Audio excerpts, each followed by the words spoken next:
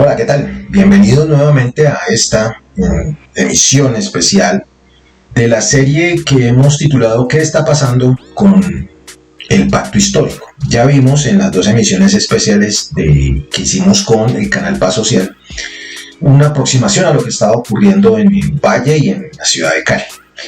Para el día de hoy vamos a centrar nuestra atención en el municipio de Santander de Quilichao, en el norte del departamento del Cauca, alrededor de básicamente las mismas 3 preguntas que hemos venido manejando, una aproximación a la situación actual, cuál es la posición de nuestros invitados, que ya se los vamos a presentar, y plantear alternativas que hay que hacer frente a un periodo inmediato de elecciones el próximo octubre y en el mediano plazo con esta apuesta política que se llama el pacto histórico.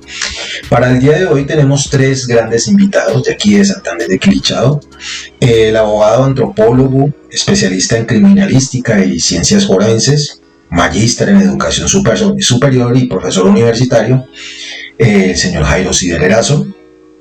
Tenemos al politólogo de la Universidad del Cauca, con estudios de maestría en Derecho de Estado, con enfoque en Desarrollo y Gobierno, de la Universidad Externada de Colombia, politólogo de la Universidad del Cauca, Carlos Vargas Montaños, quien ya nuevamente nos vuelve a acompañar, y el licenciado en Filosofía y docente de aquí de Santander de Quilichao, el profesor Jairo Girones. Con ellos 3 vamos a hacer esta aproximación a lo que está pasando en el pacto histórico en Santander de Quilichao, que en estos días pues obviamente ha generado opinión pública local. Agradecerle a todos ustedes, a los backers, a las backers que han estado aportando en nuestra campaña Una Vaca por la Conversa. Invitarlos a ustedes a que nos sigan en las redes, en estas que ya están apareciendo aquí, en las redes de la Conversa de fin de semana, a que no olviden darle me gusta a la fanpage, pero además de darle me gusta también colocar volverme seguidor y seguirse suscribiendo en nuestro canal de YouTube. Le dan botón allí a suscripción, le dan botón a la campanita para que cada que subamos material nuevo les den un aviso. Igualmente, contarles que estamos en Instagram, ya estamos sacando contenido en TikTok también, en Instagram y en TikTok, la Conversa fin de semana, lo mismo.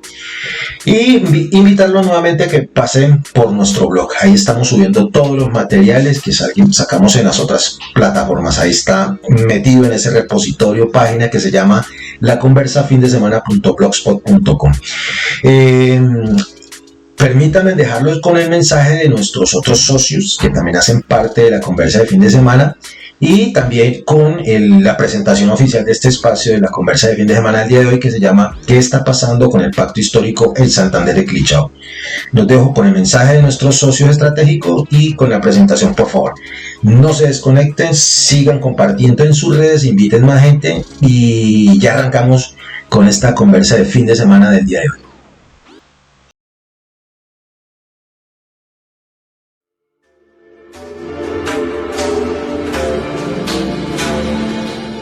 Pascana, elaborada artesanalmente, sin aditivos y sin conservantes. Pascana, la cerveza de Nariño.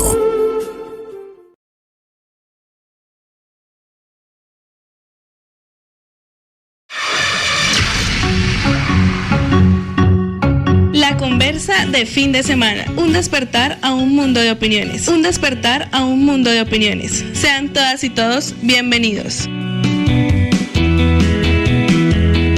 La Conversa de fin de semana. Dirige Omar Orlando Tobar Troches.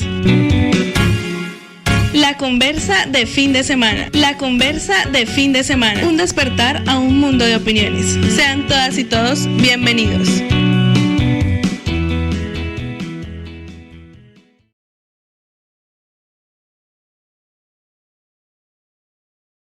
Muy buenos días, bienvenidos nuevamente a este su espacio de análisis de opinión alternativa y contrahegemónico generado desde la provincia colombiana, desde acá, desde el norte del departamento del Cauca.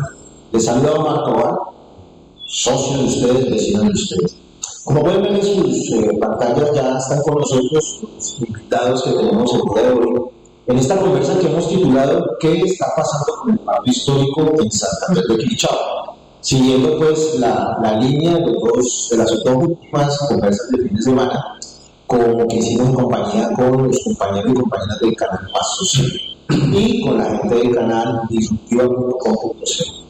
En torno a esta situación crítica, al parecer que se está dando en muchos municipios del suroccidente colombiano, en torno a el funcionamiento y la escogencia de las candidaturas uninominales y de corporaciones para las elecciones que se llevarán a cabo el próximo octubre de este año. Como veíamos en la presentación, ya está con nosotros Carlos Vargas, Jairo Cid, el profesor Jairo Cid, aquí a mi lado, a quienes me permito saludar y preguntarles, dándole la bienvenida, una primera impresión de esto que está pasando con el pacto histórico aquí en Santander de Quilichao. Profesor Jairo Mendoza, todo un placer, todo un gusto tenerlo aquí en la conversa del fin de semana. Bienvenido. Bien, muchas gracias por invitarme y un caluroso saludo a la comunidad que nos escucha.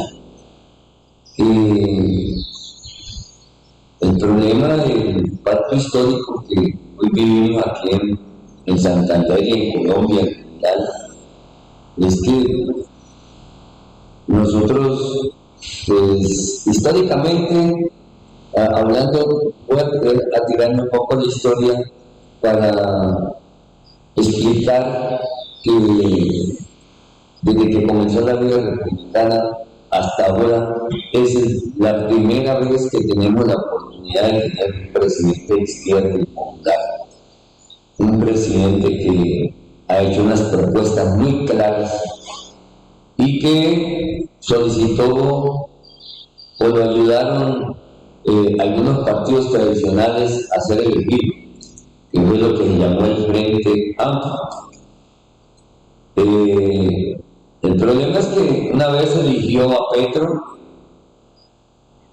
los partidos tradicionales quisieron mantener el Frente Amplio y quisieron mantener ese frente y, en otras palabras, invadieron el pacto histórico. Y han querido controlar, han querido manipular el pacto histórico.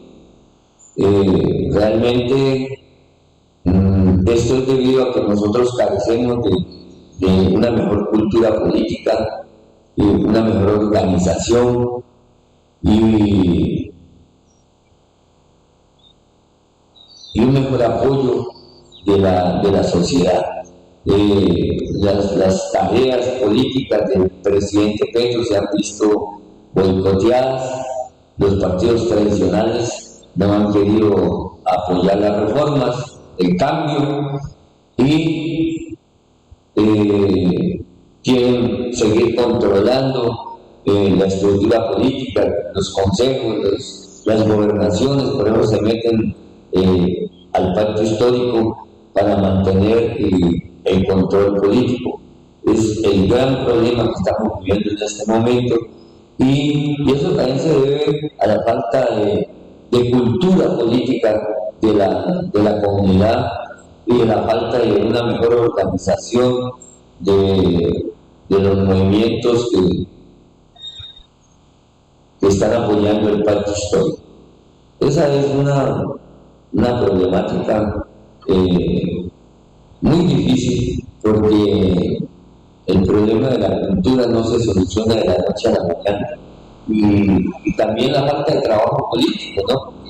Todo el mundo habla de organizaciones, pero las organizaciones no tienen el suficiente trabajo político para apoyar el movimiento del pacto histórico. Hay personas que figuran como partidos políticos, pero no son sino 4 o 5 personas y dicen que son un partido.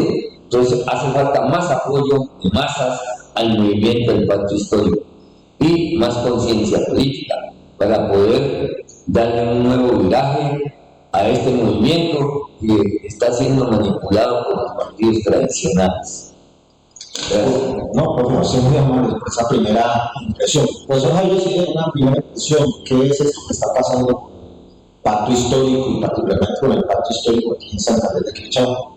Pues sinceramente yo pienso que lo que pasa aquí en Santander de Quilichao es un reflejo de lo que está pasando en el mundo y de lo que está pasando en Colombia. Y Santander de Quilichao no puede dar una excepción. Aquí está pasando lo mismo. Y es que hay una cultura política que señala a los oportunistas, a los corruptos, de hacer y deshacer, de apropiarse del pacto histórico. Yo creo que eso es verdad, pero yo pienso sinceramente que en el fondo nuestro pueblo está acostumbrado a una mentalidad caudillista, a que un caudillo les haga todo, a que un líder les haga todo, y el pueblo se sacude. Y la realidad es que creyeron que eligiendo al doctor Petro ya se había solucionado todo. Y el pueblo es fundamental, el constituyente primario, y es él el que tiene que construir el cambio. Porque el pueblo está ausente, es que los oportunistas están allí. Si el pueblo no hace nada, claro que tienen que estar los oportunistas. Y erróneamente, muchos analistas políticos se dedican a preocuparse por las ventas de los corruptos y no por el pueblo. Entonces, ni buscan las causas del pueblo porque está sumido en aquello que en antaño llamábamos la patria boba. Teníamos el poder, pero no sabíamos qué hacer con él. Y hoy tenemos el poder, tenemos la presidencia y sucede exactamente lo mismo. No sabemos qué hacer. Los oportunistas están en su festín, en su fiesta. Entonces, ¿qué es lo que sucede? La impresión que yo me llevo es lo que alguna vez Gustavo Petro decía, y algunos analistas interesantes colombianos decían, que aquí se gobernaba con el miedo, y el pueblo en este momento tiene miedo de quedarse sin un alcalde, sin un candidato cualquiera, que hay que elegir a cualquiera, al menos malo de todos los malos. Y porque no hay pensamiento, porque no se piensa de manera alternativa, hay que dejar ese miedo. Y si el pueblo no tiene un candidato en este momento para que sea el alcalde, pues hombre, llamemos a nuevas elecciones. Busquemos alternativas, busquemos un voto en blanco, qué sé yo, otra posibilidad, pero no tengamos miedo a decir que es preferible uno malo entre todos los malos o el mejor de todos los malos, porque vamos a seguir los mismos con las mismas. Tenemos nuevamente una patria boba, porque no sabemos qué hacer con él. Entonces, mis llamados al constituyente primario, al pueblo, que deje el miedo a quedarse sin amo, sin explotador, sin corrupto que lo dirija y se ponga la mano en el corazón, se faje los pantalones y el pueblo mismo se organice y lance sus propios líderes y lance sus propios candidatos si queremos un cambio realmente. Porque creer que de la noche a la mañana los corruptos van a cambiar el modo de pensar porque el presidente Petro está a la cabeza de este país, eso es iluso y eso es ingenuo, eso no va a pasar. La cultura de la corrupción o la cultura en general no es como la arcilla que se puede moldear al gusto, eso lleva un tiempo, lleva procesos, y si no los iniciamos, seguiremos los mismos, las mismas conceptos, seguro, si no sabemos hacer. Muchas gracias, profesor. Así politólogo Carlos Vargas, bienvenido, que está ya en la casa suya, ya es codirector de este espacio. Muchas gracias, Omar, colegas, buenos días a todos los televidentes. Yo quiero destacar de lo que han dicho mis colegas 4 elementos. Quiero como organizar esta introducción como en 4 elementos. El primero, que tiene que ver con un miedo generado años. Creo que en ese contexto de miedo nos ha podido gobernar. Lo que mencionaba Jairo con respecto a esos 200 años de no tener un gobierno alternativo, pues tiene que ver precisamente con unos procesos que se adelantaron, que son invisibles muchas veces, pero que determinaron la voluntad de la población para elegir a sus amos. Y generalmente esos amos siempre dieron algunas cosas que les permitieron a estas personas sobrevivir, pero fue eso, sobrevivir. Entonces, primero, el elemento de miedo también ha causado desinterés en una gran parte de la población. Cuando miramos el censo electoral, muchas personas no votan. La gente, casi que el 50 a 45% de la población no cree en las elecciones. Y esa abstención es un mensaje también. Es un mensaje histórico que obedece a todo un contexto creado principalmente a partir del miedo, a la dejadez de nuestras diligencias, que le dijeron a la gente prácticamente un mensaje: no vote, que eso no importa, porque igual se va a elegir al menos no. Quiero destacar un segundo elemento que tiene que ver con el pacto histórico como un proceso fundamental en la madurez de la izquierda. La izquierda en Colombia ha tenido unos procesos de unidad que siempre se rompieron por diferentes posturas, por lo menos lo que podemos evidenciar en discusiones de los 70, de los 80, se discutían por posturas ideológicas que elevaban el discurso, que rompían estas alianzas, estos pactos que se generaban, pero que por lo menos eran unas discusiones ideológicas que nos separaban. Y en el nuevo milenio hay un avance muy importante que permite la creación de un partido político donde estábamos diferentes fuerzas de izquierda, lo llamamos Polo Democrático, que fue independiente y luego alternativo, y confluíamos diferentes fuerzas de izquierda, que también poco a poco nos fuimos rompiendo por muchos sucesos, digamos, dentro del Polo Democrático, que no es el objeto de esta conversación, pero que el pacto histórico, lo que quiero resaltar es la renovación de este tipo de escenarios, donde nosotros estamos buscando en Quilichao una reconstitución de la figura del pacto histórico como tal, como todas las fuerzas alternativas, las fuerzas de izquierda, incluso los pensamientos liberales como pensamiento, ideología, podemos contribuir en la defensa de los derechos y en la construcción de una sociedad distinta.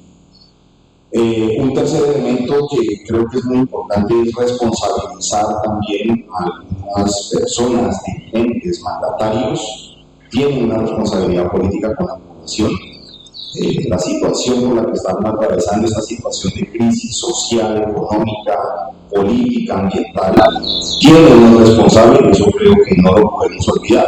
Olvidar eso sería olvidar la historia misma, y olvidar la historia nos llevaría entonces a cometer los mismos actos que no han dado buenos resultados. Y un cuarto elemento que tiene que ver fundamentalmente con la crisis que estamos viviendo. ¿Qué hacer con la crisis? Ante las crisis podemos tener diferentes posturas, pero la postura que queremos nosotros retomar desde las diferentes fuerzas que no estamos conformes con la situación actual es repensar y rehacer. Esa es como la invitación, ver la crisis como una oportunidad que nos permita pensar de nuevo qué está pasando, retomar elementos del pasado que quizás no funcionaron bien y por eso tenemos que hacer ajustes, y también emprender unas acciones que de pronto salgan un poco de lo común y atrevernos a generar ideas. Bueno, muy interesante esta primera aproximación que han hecho aquí nuestros invitados, todos ellos personas muy críticas de la situación actual de Santander de Quilichao, pero más allá de estas apreciaciones todas muy válidas, muy certeras, muy justas, la gente, quienes votamos por el pacto histórico, por esa propuesta de cambio de las formas de hacer política y las formas de administrar lo público, todavía estamos expectantes de qué va a pasar en este momento coyuntural. Es decir, para el caso de Santander de Quilichao, hay una candidatura, la alcaldía de Santander de Quilichao, que se ha hecho pública, que es la de concejal Jesús Junior, que pues vista de forma desprevista representaría todo eso que supuestamente ustedes han mencionado aquí que debería representar el pacto histórico, es decir, ese cambio en las formas, ese avance en la cultura política, ese avance en la ética política. ¿Ustedes creen que esa candidatura representa esos principios que ustedes aquí de alguna manera muy general, pero muy precisa también, han planteado en torno a lo que debería ser el pacto histórico?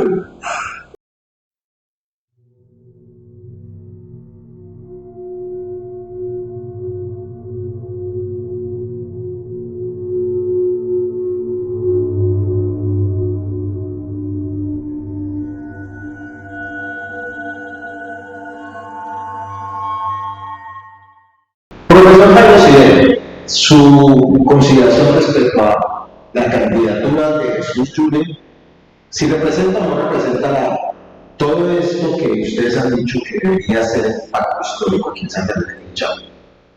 Bueno, en primer lugar yo tengo que decir que para que algo o alguien lo represente a uno, pues debe haber una relación de conocimiento, una relación de conocer las propuestas de la política, de conocer una relación de conocer sus obras, y en lo posible un conocimiento personal o haber tenido alguna vez un contacto con el candidato, con la figura política. Pues, por ejemplo, con Gustavo Petro yo nunca he tenido una relación personal, pero conozco sus obras, sus planteamientos, sus libros, etcétera. Hay una relación de contenidos a través de la televisión y contenidos escritos. Pero en el caso de Santander de Quilichao, con el candidato Fernando Yule, hace unos 3 meses que yo empecé a escuchar la candidatura de Yule. Incluso yo estaba confundido porque yo en el Face había visto a Giovanni Yule y creía que era el candidato. Y después me enteré que no, que había otro Yule que era concejal, que aspiraba a la alcaldía de Santander de Quilichao. Entonces, al señor yo no le conozco ningún planteamiento político, ni siquiera su figura física la conozco, ni conozco absolutamente nada, solamente que es candidato, va a ser muy poco. Entonces, yo no lo puedo reconocer como mi candidato, yo no puedo pensar que me representa. Entonces, a quien uno no conoce, ni lo conoce a uno, ni ha tenido ningún nexo, ni teórico, ni político, ni personal, pues uno no puede sentirse representado. A mí personalmente, con toda la sinceridad, no me representa, sinceramente no sé quién es.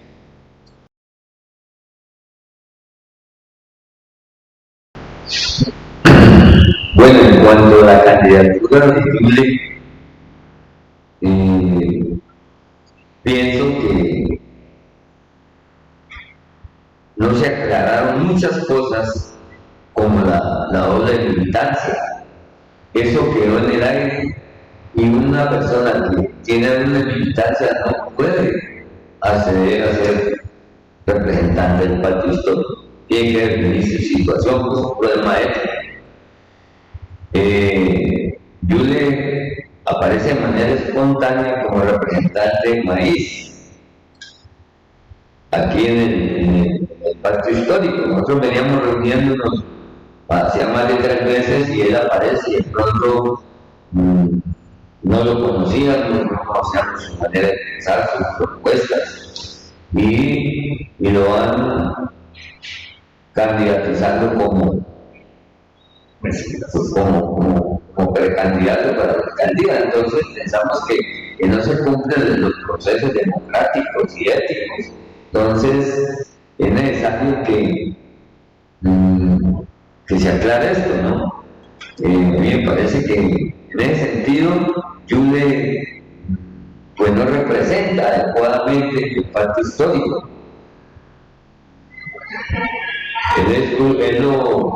Es fruto de un acuerdo que se hizo entre los partidos que organizan el pacto histórico, pero ya había también otros candidatos, también, que era el profesor del médico Oscar.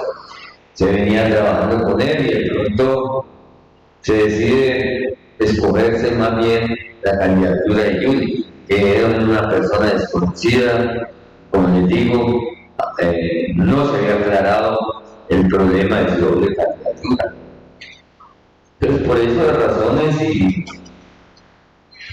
para mí no representa verdaderamente el pacto histórico. Eso es. Profesor Jairo, muchas gracias por su apreciación. Carlos. Sí, retomando un poco lo de Jairo, yo identifico como 3 elementos ahí, como una breve introducción. Una incógnita del proceso cerrado del pacto histórico. O sea, ese proceso se cerró o no se cerró. Yo entiendo que hay una precandidatura también por uno de los partidos que formaron el pacto histórico en Quilichao. Y esa precandidatura entonces es válida dentro del pacto, no. Es decir, en este momento el pacto histórico en Quilichao pareciera que tuviera dos precandidaturas. Entonces no podríamos referirnos solo a uno, sino a la situación que se presenta en el pacto histórico de Quilichao. Y con esa introducción definir entonces 3 puntos. ¿Por qué no nos representan? Y no solo estos precandidatos del pacto histórico, sino otros precandidatos que hay de partidos tradicionales aquí, en Santander de Quilichao. Uno, que los procesos de selección de estas precandidaturas, a mi parecer, no cumplen con la transparencia ética que se requiere para superar una crisis social como la que estamos viviendo en Santander de Quilichao. Las precandidaturas actuales pareciera que representan más de lo mismo. Y eso no va a solucionar los problemas tan graves que tenemos aquí en Santander de Quilichao. Ayer a un vecino mío le propinaron 6 disparos. 6 disparos. ¿A quién se le ocurre pegarle 6 tiros a una persona? Y eso que pasó con mi vecino parece que está pasando con un montón de gente y nos quedamos ahí naturalizando toda esta situación tan grave. O sea, estamos en una crisis. Y ante esa crisis lo que uno logra reconocer es que las precandidaturas no entienden muy bien lo que está pasando o no han sido capaces de aportar ideas que nos permitan superar la crisis. Entonces, en el primer elemento se requiere transparencia ética para poder abordar.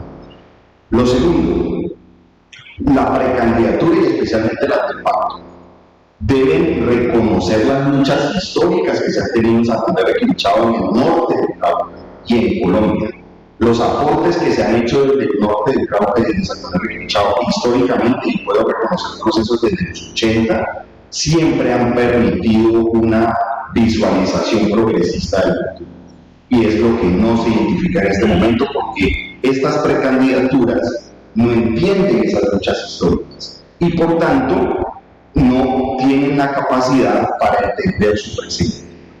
Y un tercer elemento es que el ideal revolucionario que se requiere, cuando hablo del ideal revolucionario, es la capacidad de cambio que pueda tener una persona para proponer de una forma sustentada nuevas ideas, tampoco se reconocen estas precandidaturas. Entonces, contamos solo con unos candidatos en el papel de unos acuerdos que se han generado ahí entre los partidos, que de hecho para mí no reconoce el liderato de los partidos, sino que se reconocen entre dirigentes locales del partido, y que creo que no han tenido tampoco la capacidad de dar claridad a la población local ni a la responsabilidad que tienen nacional en sus partidos.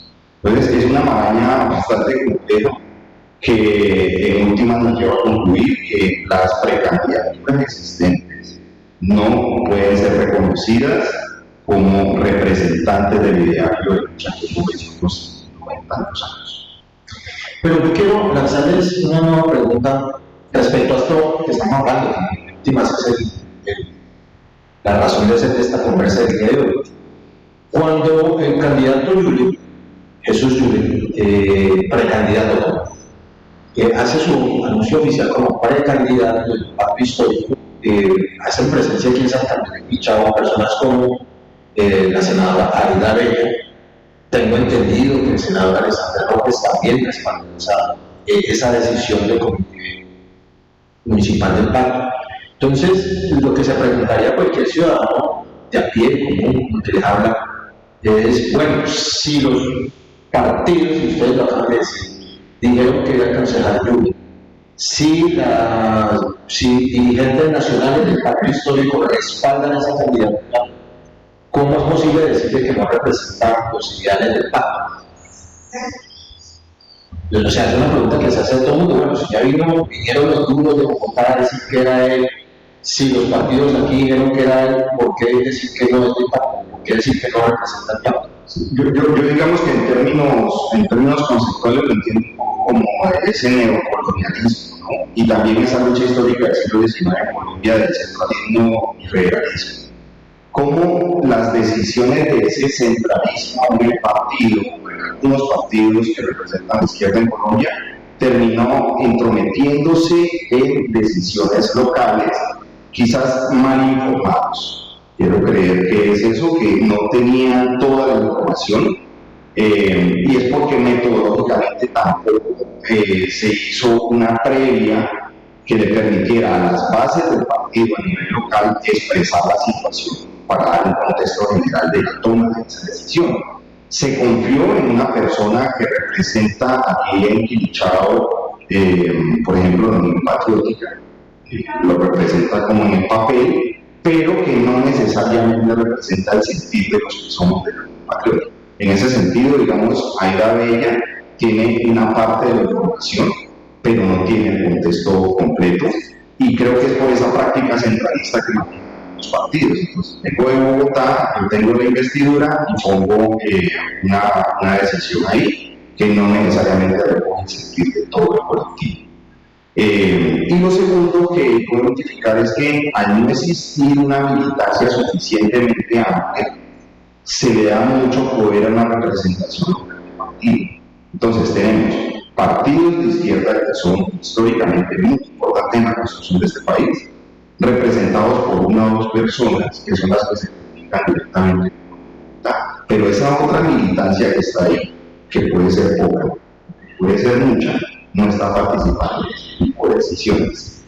Entonces, una de las tareas que uno identifica con esta situación es cómo se amplía entonces la base militante de los partidos para que esas decisiones de poder no recaigan en una persona que represente al partido, sino que sea efectivamente una junta, un colectivo el que pueda expresar esa relación con lo nacional. Pues pienso que hay una tendencia mundial, ya también, pienso que aquí está también. Por ejemplo, entre Rusia y Ucrania previamente, en 2014 se había hecho un acuerdo de Minsk, que se llamaba, que no fueron cumplidos. Y por no cumplimiento de esos acuerdos, es decir, de esa parte jurídica de esos acuerdos políticos, jurídicos, pues se ha generado esa guerra ya en Ucrania, que es una repercusión mundial que ha elevado el costo de la vida en Colombia y en el mundo entero, y aquí en Santander de Quilichao, que muchos científicos dicen que la cultura tiene miedo. Bueno, aquí sucede lo mismo. Aquí se sacaron unos reglamentos, unos acuerdos, creo que es el 003 del pacto histórico, donde se deberían cumplir unos requisitos, pero vienen organizaciones como la que representa la doctora Aida Bella, viene el presidente del Congreso a decir que ese es el candidato desconocido de sus acuerdos. Me parece que esa moda mundial en hacer normas y luego entrarlas a desconocer. Eso forma parte de la crisis mundial ideológica y política. En cambio, hace unos 50 años la palabra valía y se cumplía, y había dignidad y había honestidad. Hoy en día, pues los mismos padres de la patria, presidentes del Congreso, no recuerdan que hay unas normas que hay que cumplir. Como decía el compañero, acuden al poder del centralismo político para imponerle a la provincia lo que ellos creen que es conveniente para la provincia, desconociendo el sentir de los mismos quilichagüeños, de los mismos colombianos. Profesor, sí, profesor Llosa. No, sí, la situación es muy clara. Verdaderamente el comité municipal es violado en sus decisiones. Un comité del pacto que viene reuniéndose meses atrás, viene reflexionando, analizando la situación, y a la hora de las decisiones se toman desde el centro, se desconoce lo que la gente piensa aquí. Entonces es una violación al derecho local. Me parece que allí se falló en eso, porque el compañero, por ejemplo, Yule, él nunca vino a una reunión aquí del comité, municipal local, simplemente llegó porque los compañeros de maíz lo eligen, y por encima del comité se llega a un acuerdo con los partidos que constituyen el comité y lo nombran, pero ni siquiera lo conocíamos. Entonces eso es un procedimiento que hay que cambiar, que hay que darle autonomía e independencia al trabajo local para evitar esas situaciones tan difíciles que arruinan, minan la unidad del pacto histórico. Y parece que eso no solamente es aquí, sino a nivel nacional. Entonces hay que comenzar a corregir esa situación que se está dando a nivel nacional y que no se le da importancia a la política local y a las organizaciones o comités municipales locales. Eso es. Bueno, para que vamos avanzando, pero yo quiero determinar, antes de pasar a la pregunta que yo creo que dos preguntas que creo que la audiencia, sobre todo la de Quilichao, está esperando, que es, bueno, ¿qué hacer? ¿Cómo ven ustedes? Y la otra pregunta que en estos tiempos electorales, pues, bueno, cuando toca hacerla es, bueno, y si no son ellos, ¿con quién sería? Pero antes de llegar allá, hay la opinión pública local, hay una creencia de que independientemente de todas estas consideraciones éticas, ideológicas, económicas, históricas, que hay que hacer a la hora de tomar decisiones en el futuro, si para elegir un mandatario, lo importante es estar dentro del poder para tratar de cambiar desde el poder las cosas que le están haciendo mal a la comunidad. Visto así, pues suena lógico. Pero que para poder llegar a ese poder no importa con quién, hay que hacer acuerdos. Y entonces esto me trae a la memoria una consigna o una excusa histórica de algunos movimientos de izquierda. Es que pues, como nosotros no tenemos ni el poder económico, ni tenemos la cantidad de militantes suficiente, entonces hay que asociarse con los partidos que sí saben hacer política para lograr meter ese tipo de cosas. ¿No será acaso que esas consideraciones son las que están teniéndose en cuenta en lo local, pero no solo aquí en Santander, sino a nivel nacional, para sostener el nombre del pacto y sostener ese poder? ¿O ustedes creen que es otro fenómeno? Empiezo con el profesor Dios. A ver, la realidad es que los partidos de izquierda están muy débiles y desorganizados, no tienen el poder suficiente para controlar la situación. Debido a esto es que los partidos tradicionales están metiéndose al pacto y están controlando el movimiento. Entonces eso nos ha perjudicado. ¿Qué es lo que hace falta? Es un fortalecimiento organizativo, cultural, una mejor formación política de los líderes y de la comunidad también, porque la comunidad está ausente de estas discusiones. Necesitamos una comunidad más culta políticamente. ¿Qué necesitamos? Armar escuelas de formación política que preparen a la comunidad, porque el pensamiento subjetivo no hay mucha conciencia. Entonces están haciendo lo que los partidos tradicionales quieren. Yo sí pienso que pues en esta situación como está, no hay un candidato que represente al pacto histórico. Entonces aquí se necesita comenzar a reflexionar sobre otra vía, sobre otra posibilidad frente a esta situación de crisis. Se debate la idea de apoyar, por ejemplo, el voto en blanco. ¿Ya? Es una alternativa política también para ver con quiénes que contamos. Porque no se trata de apoyar por apoyar a cualquiera y seguir en las mismas, si no hay una política de cambio. Entonces, yo sí pienso que hay que ir pensando en otras alternativas. Muchas gracias. Pienso que en este momento pues estamos realmente en una situación que es muy particular en Colombia, porque pues si bien la contradicción principal en Colombia es entre los pobres y los ricos, en donde los pobres tradicionalmente en Colombia habían desarrollado una guerra, hoy en día hay una nueva alternativa, en donde el pueblo después de 200 años se cansó de la vía armada, de conseguir mucho, de muchos muertos, de mucha violencia. Entonces el pueblo ha decidido decir sí a la paz, no a la guerra. Entonces aparece el fenómeno Petro como una alternativa dentro de la paz para el cambio. Pero la contradicción antagónica sigue viva. Entonces por eso los opositores de la paz, los opositores del progreso, pues siguen haciendo de las suyas porque ellos están vivos allí. Pero no quiere decir con esto que no participen nuevamente la guerra, que esté de acuerdo con la guerra, no. Tenemos que repensar las cosas de la misma manera que la Presidencia de la República está repensando.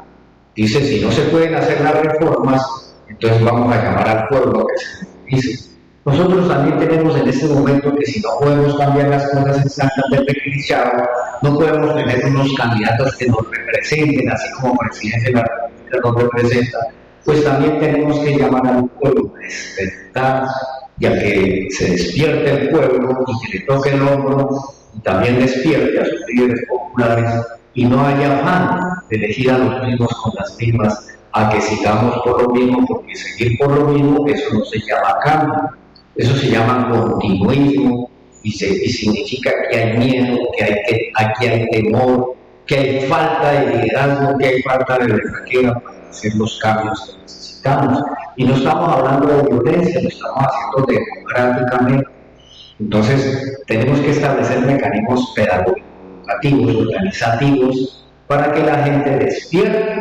¿Dónde están los candidatos al Consejo de los Barrios? ¿Dónde están las juntas comunales con su candidato al Consejo?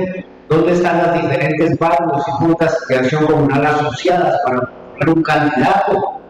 Es decir, hay que tocarle la puerta al pueblo y decirle, pueblo, ¿cuál es su candidato? ¿O está esperando que le impongan, que le muestren candidatos? Es decir, ese pensamiento mesiánico que nos van a traer los salvadores, los caciques, los caudillos, ese pensamiento tiene que acabarse. El pueblo tiene que despertar y pensar que es capaz y reconocerse, como dice la Constitución en constituyente primario, que el pueblo como tal es la primera fuerza que es la que tiene que proponer los candidatos y hacer las transformaciones pertinentes.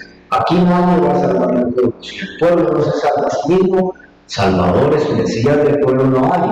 Como decía una vieja anciana, nadie come gallina gorda por mano.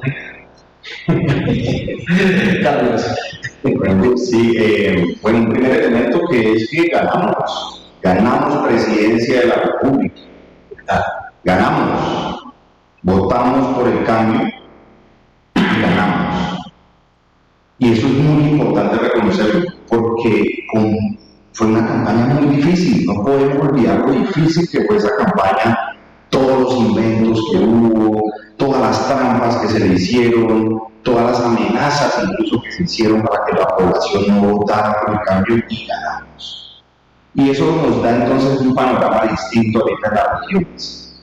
No es el mismo panorama antiguo en el que teníamos que hacer alianzas con los bandidos, con los corruptos, con los tradicionales que nunca han hecho las cosas como deben ser, sino que estamos en un panorama donde la población ha demostrado que sí puede salir a votar sin que le paguen, sin que le den violencia. En Quilichao así se hizo, la gente votó por el cambio y esa masa crítica, digamos, que se tiene que ser aprovechada ahora con una respuesta suficientemente coherente. Lo segundo es que lo que uno siente es que matamos al tigre y nos asustamos con el pueblo. Dicen también la anciana, como nadie come gallina gorda, también esa animación decía, pues mató el tigre y se asustó con el pueblo.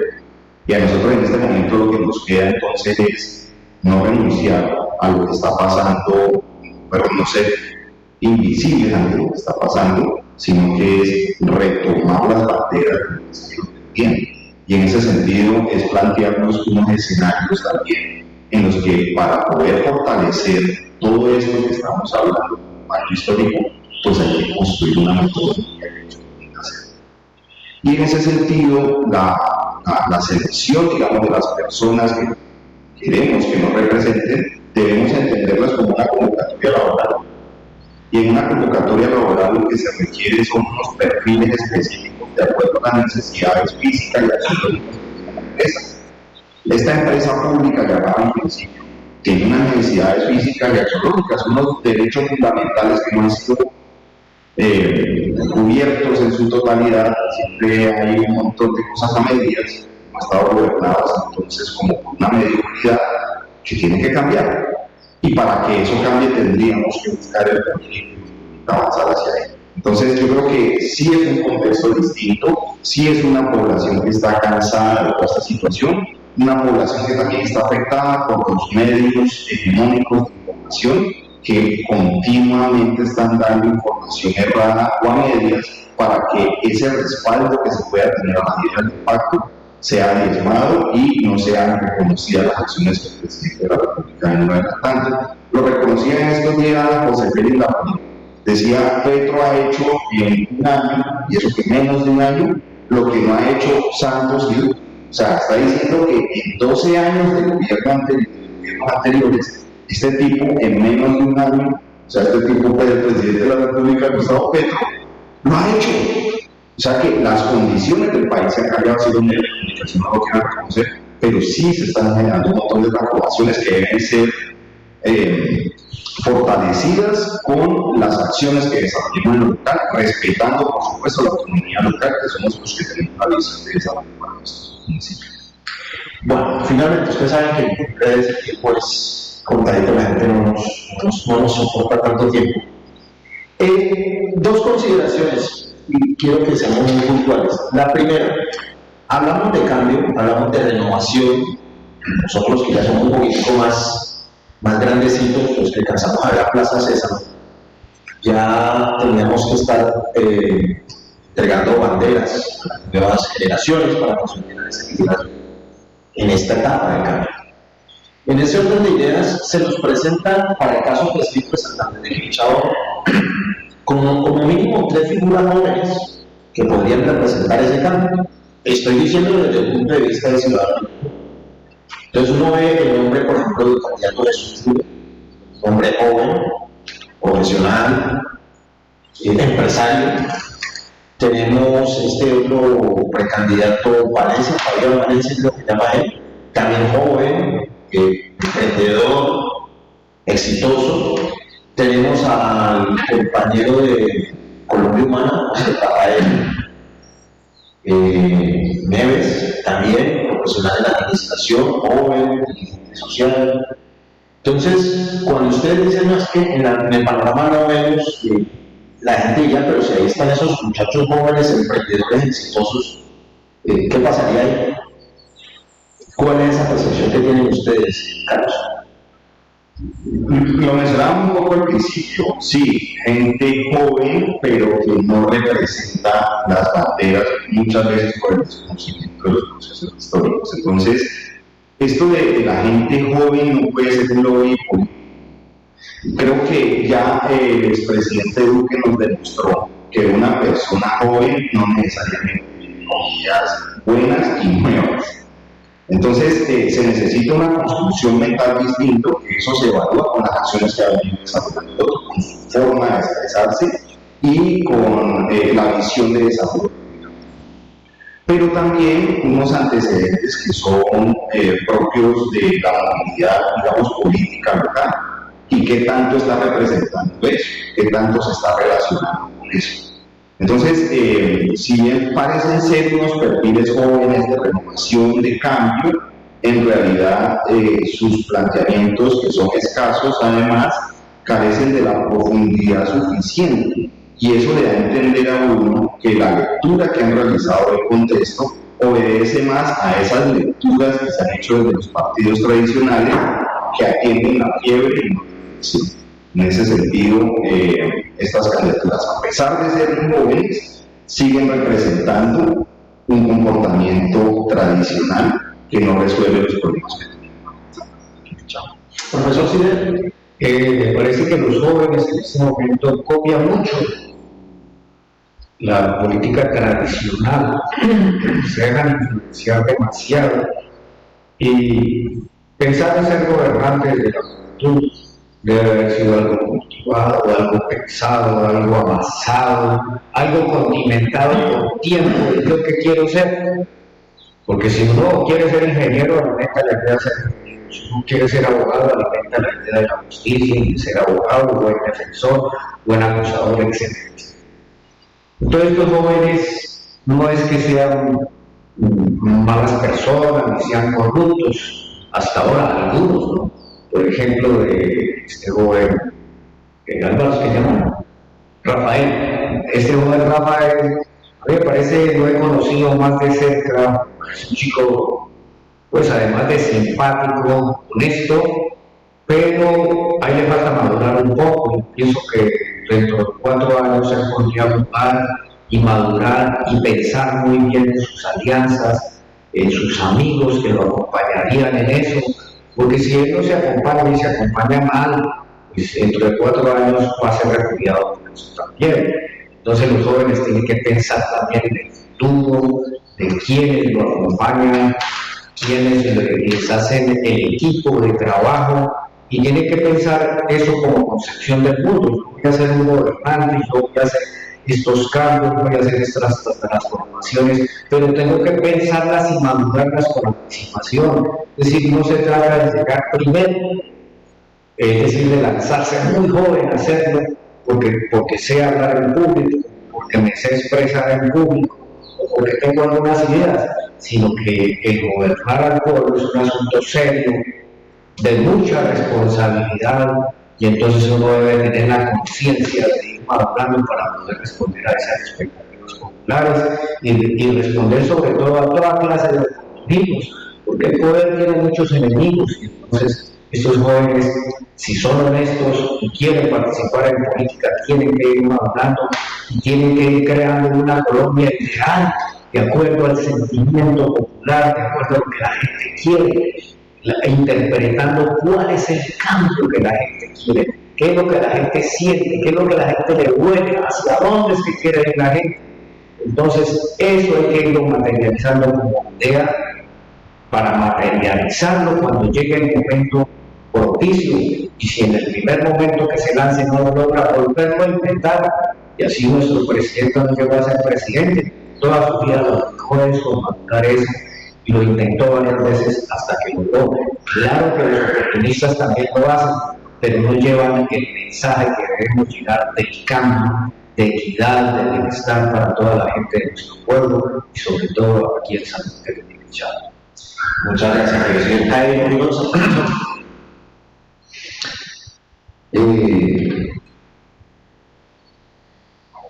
Yo pienso que los candidatos tienen que ser fruto de las decisiones democráticas. No se puede uno, como se dice, lanzarse a una alcaldía sin que se cumplan los criterios democráticos, éticos, como tener un programa político claro frente a la situación local y tener un conocimiento pues, correcto, adecuado para orientar la política, porque el conocimiento y el apoyo y el respaldo son cosas muy necesarias para un candidato.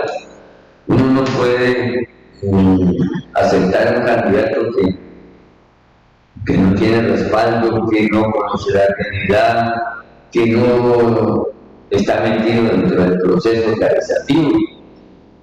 Llegar uno así como un paracaidista de buenas a primeras a un partido y que lo elijan, eso no es lo adecuado. Entonces me parece que eso es también un desconocimiento de lo que debe ser político, ¿no?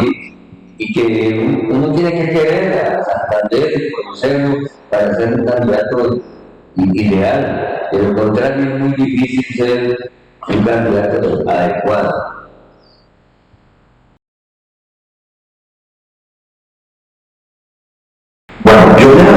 ustedes este tiempo. Yo sé que la agenda de ustedes es ocupada, por estar aquí en la conversa de fin de semana.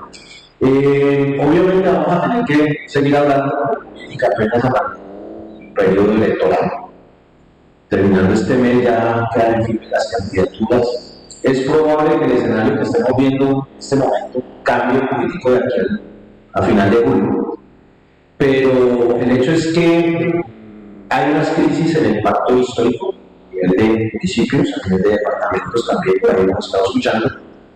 Como ustedes pudieron ver y escuchar, hay personas muy interesadas en seguir esta vía por sostener la idea del pacto. Hay gente muy interesada, como ustedes que nos están viendo, en que las cosas cambien. Estamos cansados de los mismos con las mismas, de la misma corrupción, de la misma violencia, de la misma guerra. Entonces estamos todavía pendientes de avanzar en ese cambio de verdad. Yo quisiera pedirles a cada uno de ustedes una última reflexión y agradecerles pues, por estar aquí con nosotros en la conversa de fin de semana, invitándolos para próximas conversas que ustedes estarán acompañando para seguir reflexionando sobre el futuro de Santander, de Quilichao, de Cauca y de Colombia. Entonces, una última reflexión y agradeciéndoles a todos y cada uno de ustedes por estar aquí en la conversa de fin de semana. Carlos, Jairo y profesor Jairo. Bueno, yo cerraría como 3 puntos, compañeros y televidentes. El primero es que debemos considerar una reconfiguración de la política local. Las cosas como se han venido haciendo definitivamente tienen unos resultados pésimos. Aquí en Quilichao se incrementan un 42% los asesinatos con respecto a los 2022 y no ha terminado el año. Vamos a mitad de año y se ha incrementado en un 42%. Entonces es muy grave y eso es consecuencia de decisiones mal tomadas donde existe responsabilidad política, no responsabilidad penal, porque eso le corresponde a la fiscalía que nos diga quién es que está matando aquí, que no he escuchado el primer pronunciamiento de la fiscalía al respecto, pero sí hay una responsabilidad política de que hacer eso. La segunda idea es una construcción colectiva de los lineamientos que nos permitan la superación de esta crisis. Se supone que los programas de gobierno que se van a presentar el 27 de julio deberían de aportar elementos para eso, pero en el escenario en el que estamos, los programas no están respondiendo ciertamente a la profundidad que se requiere. En ese sentido, la segunda idea, cuando menciono la construcción colectiva de los lineamientos, es un llamado a que esto lo hacemos con todos los sectores.